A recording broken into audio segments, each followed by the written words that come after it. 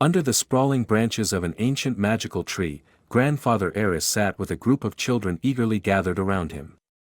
The night sky above was sprinkled with shimmering stars. Nearby, the scholarly cat Deliam sat with an air of importance, peering through his magical glasses and occasionally flipping the pages of a glowing book.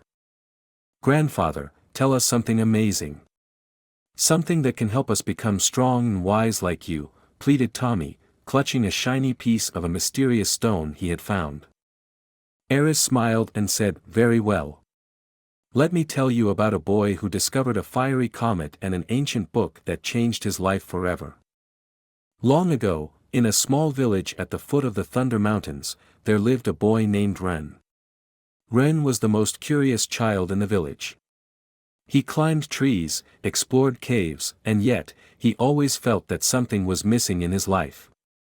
One night, when the stars seemed brighter than usual, a fiery comet streaked across the sky and crashed into the nearby forest. Ren saw the flash and ran toward the forest. At the crash site, he found a glowing, smooth stone that radiated warmth. Beside it lay an ancient book, its pages flipping on their own. On the first page, the book revealed 3 trials to Ren. Each was a challenge he needed to overcome to unlock its secrets. The trial of fire, be brave like fire. The book transported Ren to a mountain with a narrow path over a fiery canyon. The wind roared, and the flames leaped around him. Though he was terrified, he realized that bravery wasn't about being fearless but about taking action despite the fear. Step by step, he crossed the path, earning his first spark of wisdom. The trial of water, be adaptable like water. The book then brought Ren to a wild river, its bridge destroyed. He needed to find a way across. Instead of fighting the current, he used a fallen tree trunk and let the river carry him. By adapting to his surroundings, he succeeded and earned his second spark. The trial of wind, learn to listen. The book transported Ren to a cave filled with swirling winds and echoing whispers. Only by listening carefully could Ren decipher the words that guided him through a labyrinth. Returning to his village, Ren became not just the bravest and wisest boy but also someone who helped others. He taught his friends that bravery, adaptability, and the ability to listen were the keys to overcoming any challenge.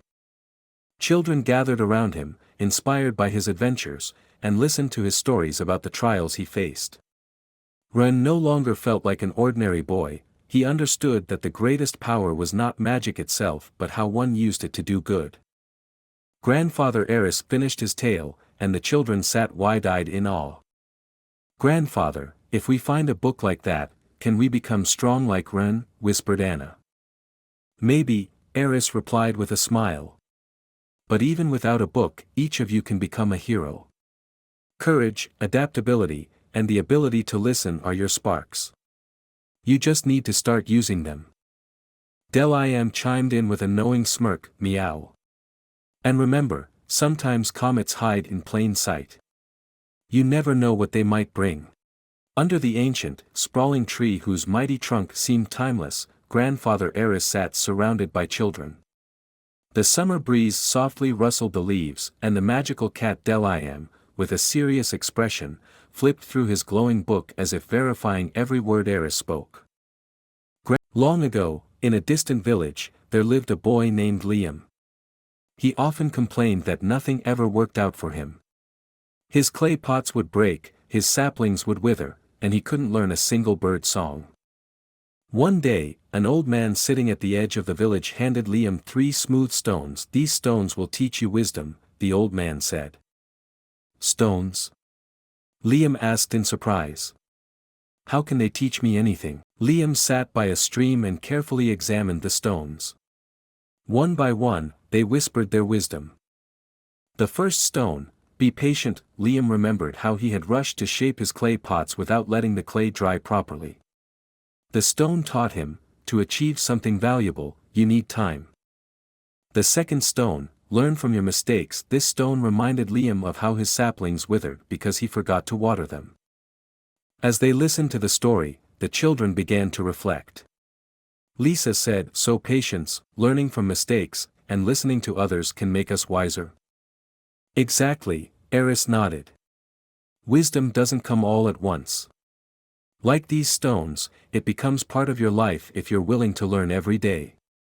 Del softly purred, meow.